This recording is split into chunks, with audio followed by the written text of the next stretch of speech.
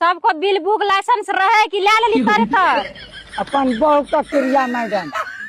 मुझको पीना है मुझे दो, मुझको अच्छा अच्छा हमें और दस रो दस रो दस रो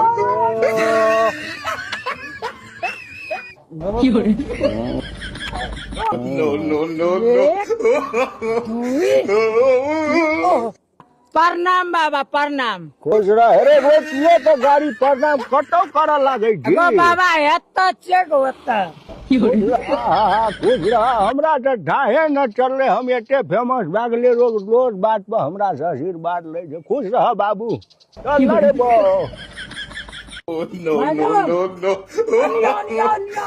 हाँ बताओ लाइसेंस लाइसेंस लाइसेंस लाइसेंस